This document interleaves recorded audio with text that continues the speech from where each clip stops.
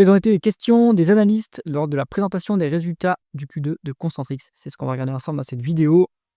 Pensez à vous abonner à la chaîne et activer la cloche si ce n'est pas déjà fait. On commence tout de suite avec cet article. Alors, pour rappel, la présentation des résultats, les résultats du deuxième trimestre de Concentrix étaient plutôt moyens, on va dire. Je les ai analysés dans la précédente vidéo que vous pourrez retrouver sur la chaîne. Dans cette session de réponse aux questions, on avait le PDG Chris Caldwell et le directeur financier André Valentine. Et on va regarder les questions principales. Donc, bon, première question de Joseph Vafi. Donc, lui, c'est Canaccord Genuity, la maison de recherche. Bon, il a salué les bonnes performances et il a interrogé surtout le management sur quels sont les moteurs derrière l'augmentation de la guidance, donc l'accélération qui est prévue au second semestre. Le PDG a répondu que la dynamique de croissance est répartie à travers les différents secteurs qui sont adressés, donc les secteurs d'activité des clients et les différentes géographies. Reprise notable dans la banque, les médias et la communication. En revanche, la santé est plus affectée par la délocalisation qui, ça commence à se stabiliser.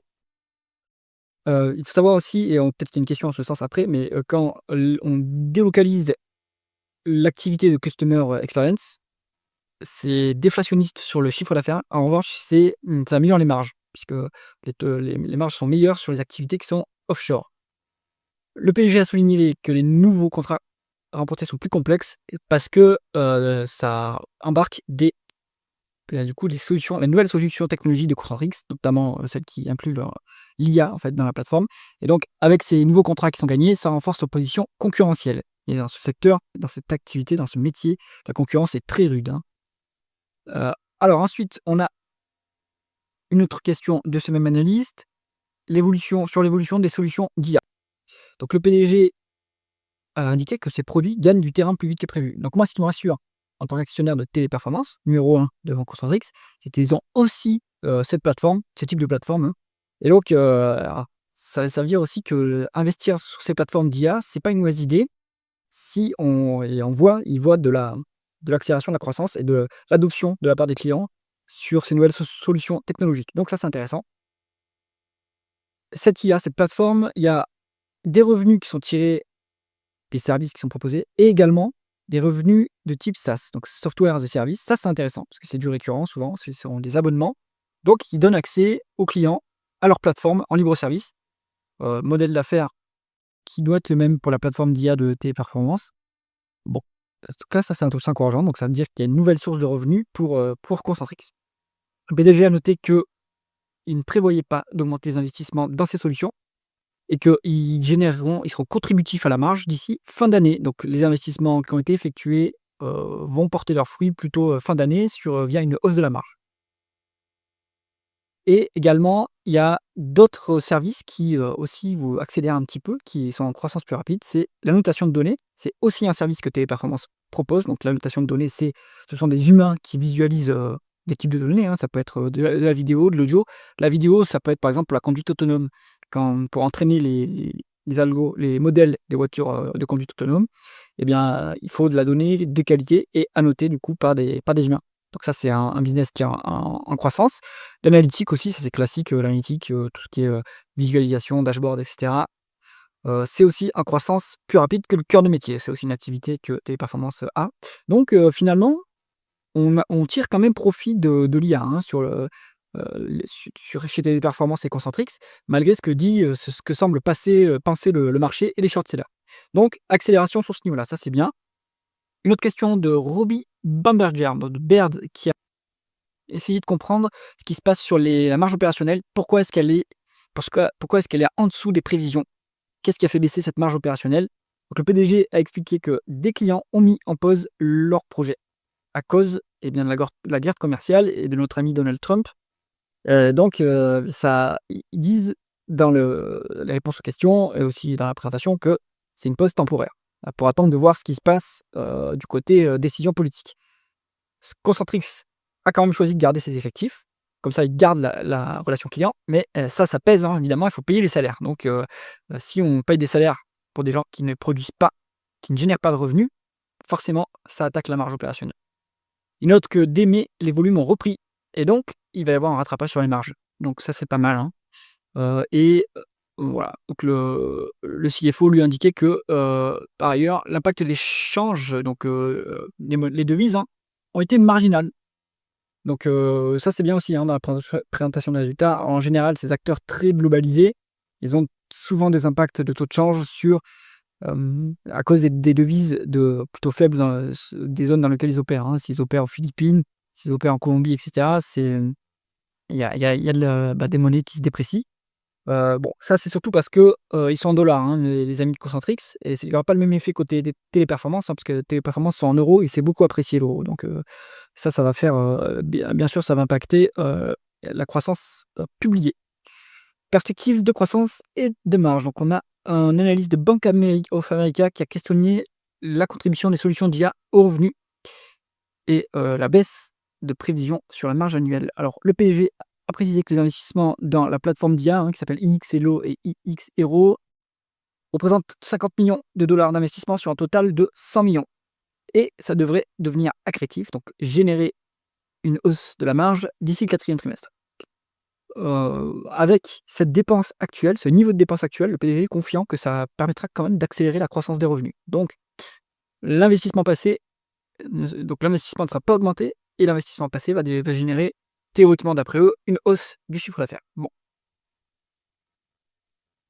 donc le CFO, lui, il a rajouté que l'amélioration des marges au second semestre repose sur la reprise, des volumes, du coup, donc les clients, gains gains de contrat. L'optimisation des opérations, donc ça veut dire, optimiser des opérations souvent dans ces activités-là, ça veut dire malheureusement aussi, supprimer des postes, hein.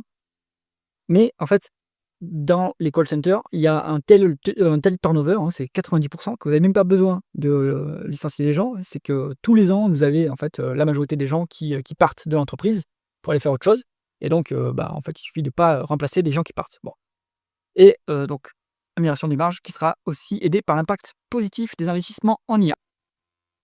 Alors sur l'environnement opérationnel et la délocalisation. Donc, un autre analyste, alors toujours le même analyste de Bank of America, il a interrogé sur les cycles de vente et l'impact de la délocalisation. Alors, les cycles de vente sont plutôt longs sur ce type d'activité et ça se conclut en général en 1 à 2 trimestres. Et après, mise en œuvre 1 à 2 trimestres. En réalité, c'est hyper long, hein. Ça veut dire que vous avez potentiellement entre 1 semestre et 1 an pour qu'un contrat soit vraiment mis en exécution et en production complète. Ce qu'il indique aussi, c'est que la délocalisation représente un frein de 1,5 à 2 sur la croissance des revenus, mais ça, c'est quelque chose qui est connu aussi et qui est évoqué par Téléperformance.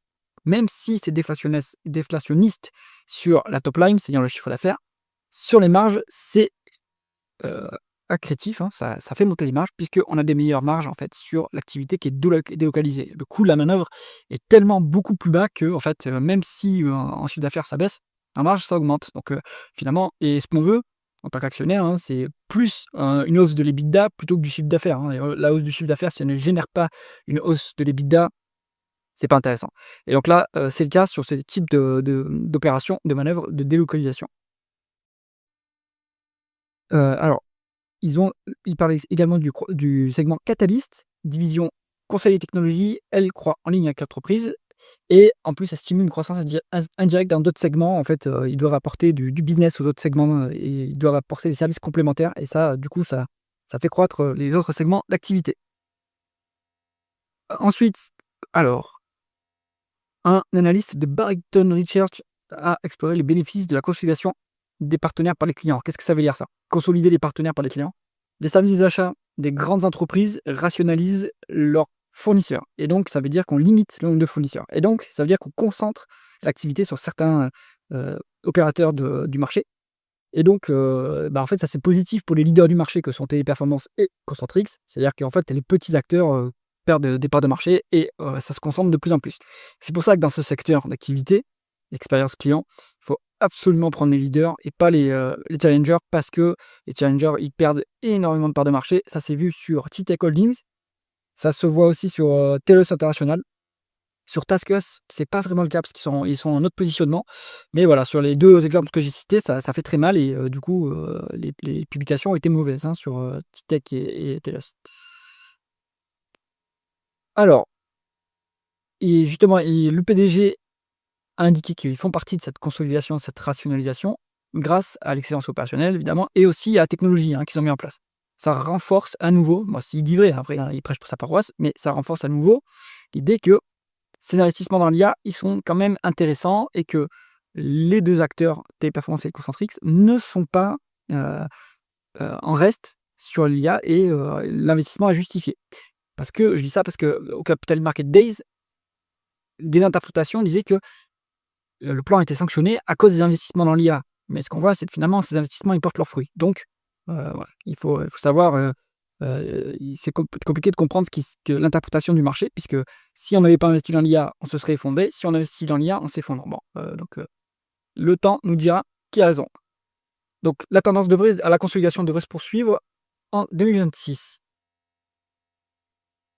Heu, Ensuite, les effectifs et la stratégie de tarification. Donc un analyste de Scotiabank, une analyste, Divya Goyal, s'intéressait à l'impact des d'automatisation sur les effectifs. Est-ce que si on automatise plus, on ne devrait pas avoir une baisse des effectifs? Bonne question, hein. Du coup, le PDG a indiqué que Concentrix a la capacité de réduire rapidement ses effectifs, si nécessaire. Pour l'instant, en avril, ils ont choisi de les maintenir pour les raisons stratégiques qu'on a évoquées au-dessus, c'est-à-dire qu'ils veulent quand même pouvoir répondre à la reprise éventuelle des contrats qui ont été mis en pause. Mais d'après ce que dit le PDG, l'automatisation, ça améliore l'efficacité de 5 à 40% selon les tâches. Donc on devrait voir une baisse des effectifs en regard de ces gains de productivité. Donc, lui dit que ça devrait, cette amélioration de l'efficacité devrait permettre une croissance des chiffres d'affaires sans augmenter les effectifs. Mais il a mis de côté l'idée d'une réduction massive, qu'on a vu dans les publications de Gartner et de McKinsey. En fait, il pense que, on aura quand même un maintien des effectifs, mais il y aura plus d'augmentation. Je pense qu'il y aura plus d'augmentation, forte des effectifs et en revanche, bah, ça va si on maintient les effectifs stables et qu'on a des gains de productivité, et bien forcément on va avoir de la croissance, du chiffre d'affaires. Pour ce qui est de la tarification, maintenant, on passe de plus en plus sur des modèles basés sur les résultats, alors que traditionnellement, les call centers, c'est en fait, c'est du taux horaire, on met à disposition de la main-d'œuvre, on n'a pas d'engagement de résultat, on a un engagement de moyens, et puis après, du coup, on facture à l'heure à ses clients. Donc maintenant, on va plutôt vers des contrats à base de résultats petit à petit. Pour l'instant, c'est encore du transactionnel. Pour l'instant, peu de chiffre d'affaires du côté IA et services, et services externalisés. Donc, bon, ça va monter petit à petit, en puissance, c'est normal, mais c'est encore assez nouveau ces investissements, ces plateformes IA, donc ça va venir. Donc conclusion, bon, il y a, donc les résultats, ils étaient plutôt moyens. Ce que je note, c'est que quand même, après c'est bien sûr, lui, le PDG qui parle, qui prêche pour sa paroisse, mais les solutions IA, les investissements dans l'IA semblent être pertinents et il y a eu aussi un trou d'air au deuxième trimestre avec, la guerre commerciale. Potentiellement, ça a impacté, le chiffre d'affaires, mais je pense que la croissance, mais ça va, à mon avis, se corriger sur le troisième trimestre et donc je pense qu'ils font bien quand même enfin, c'est encourageant qu'ils augmentent la guidance, ça veut dire qu'ils voient quand même une reprise de l'activité qui a été affectée par des phénomènes, on va dire, transitoires. J'espère que cette analyse vous a intéressé. Si c'est le cas, mettez un pouce vers le haut et pensez à vous abonner à la chaîne. À bientôt.